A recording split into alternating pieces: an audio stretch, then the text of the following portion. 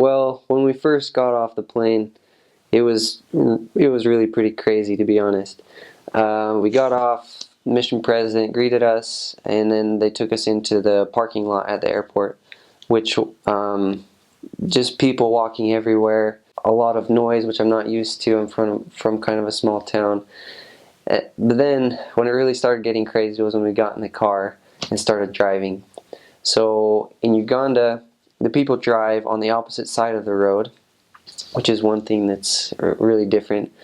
But not only that, but there's really not a lot of rules there as far as driving, is one thing that I noticed, at least when we compare it to here. Getting into Kampala, it's a lot of city, and then around Kampala, most of it's city as well.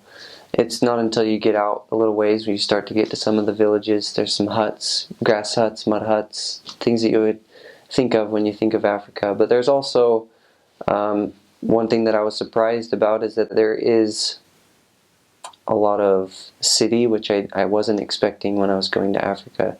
They're more developed than I thought. A lot of people imagine living in huts or different things like that. But honestly, the living there really isn't that bad, I would say. The mission and the church takes care of its missionaries, I can say. There, we do drink with filtered water all the time through the taps just to be safe. There are restrooms, there are showers. Sometimes the water will go out, the power goes out a lot at times. Sometimes food in the fridge will go bad. It's so you have to kind of learn to adjust to things like that. But again, the living conditions really aren't that bad. You just get used to it over time. It's just different, I can say. A lot of the people have farms, they have their own gardens, they grow a lot of their own food. I don't know, it seems like a lot of the people there just try to find whatever work they can find at the time, to be honest. Some people are businessmen, there are different things like that, but for the majority, it seems like they go and try to find different jobs that they can at the time. Not a lot of longer term careers, I could say. There are, of course, people that have that, but they're hardworking, great people. Some of the people that I met, they make bricks out of mud, and that's what a lot of people will do. They'll go and find jobs like that. So they make the brick out of mud, lay it in the sun, and let it, they put fire under the bricks and let them burn into bricks, and then that's what they build their houses out of a lot of times. And so that's just one job I can think of as an example. The children there have a lot of fun games that they make, which I think is really cool. There's a lot of jump rope, things like that.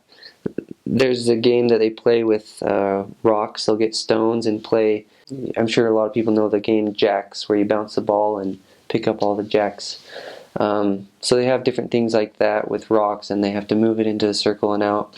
The weather will never change in Uganda.